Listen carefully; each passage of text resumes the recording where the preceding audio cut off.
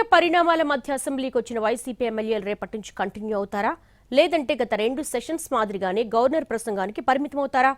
మొదటి రోజు అసెంబ్లీకి వచ్చిన వైసీపీ సభ్యులు ప్రతిపక్ష హోదా అంశాన్ని లేవనెత్తి వాకౌట్ చేసి వెళ్లిపోయారు. రేపు జగన్ అధ్యక్షతన వైసీపీ ఎల్పీ సమావేశం జరగనుంది. ఫ్యూచర్ ఎజెండాపై ఎల్పీ మీటింగ్లోనే నిర్ణయం తీసుకోనున్నారు జగన్.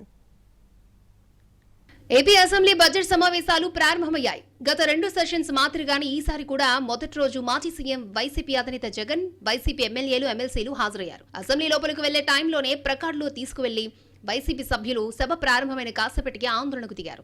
తమకు ప్రతిపక్ష హోదా కల్పించాలంటూ నినాదాలు చేశారు.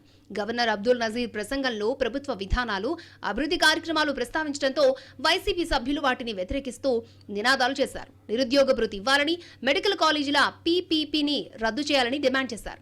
దీంతో సభలో కొంతసేపు గందరగోళ వాతావరణం నెలకొంది.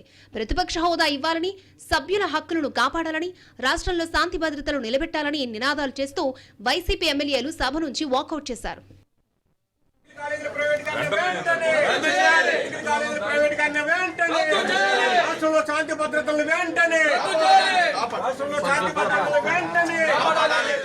అంతకుముందు అసెంబ్లీ గేటు ముందు జగన్ సహా వైసీపీ ఎమ్మెల్యేలు, ఎమ్మెల్సీలు నిరసన చేశారు. జగన్ కూడా ప్లకార్డులు పట్టుకుని నిరసనలో పాల్గొన్నారు. ప్రధాన ప్రతిపక్షంగా గుర్తింపు ఇవ్వరు, కుప్పకూలిన శాంతి భద్రతలపై నిలదీయనివ్వరంటూ ఆగ్రహం వ్యక్తం చేశారు. 40% ఓట్లు సాధించిన పార్టీగా ప్రజల వాయిస్ అసెంబ్లీలో వినిపించేందుకే ప్రతిపక్ష హోదా కోరుతున్నామన్నారు వైసీపీ ఎమ్మెల్యేలు.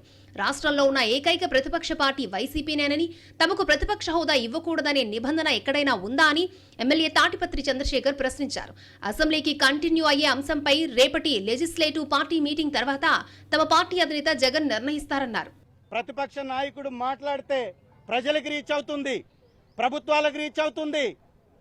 రాష్ట్రంలో ఉన్నటువంటి పరిస్థితులు ప్రజలందరికీ తెలుస్తాయి. ఇది తెలవకుండా చేయడమే ఈ దుర్మార్గపు పరిపాలనకి అవసరం. కాబట్టి చంద్రబాబు నాయుడు ఆ విధమైనటువంటి కార్యక్రమాలు చేస్తున్నారు.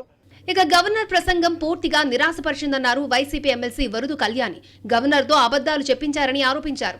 3.2 లక్షల కోట్ల అప్పులు చేసి ఎవరికిచ్చారని ఆమె ప్రశ్నించారు. ప్రజలు మభ్య పెడుతూ వీళ్ళు ఈ 19 నెలలుగా ముఖ్యమంత్రి గారు అవ్వచ్చు, డిప్యూటీ సీఎం గారు అవ్వచ్చు, లోకేష్ గారు అవ్వచ్చు, మిగతా మంత్రులు, ఎమ్మెల్యేలు ఏవైతే అబద్దాలు చెప్పారో 19 నెలలుగా ప్రజలు మభ్య పెడుతూ ఉన్నారో అవే అబద్దాలని అత్యున్నత స్థానంలో ఉన్న గవర్నర్ గారితో ఈ రోజు చెప్పిస్తూ ఉండే దురదృష్టకరమైన పరిస్థితులు ఈ రాష్ట్రంలో నెలకొని ఉన్నాయి.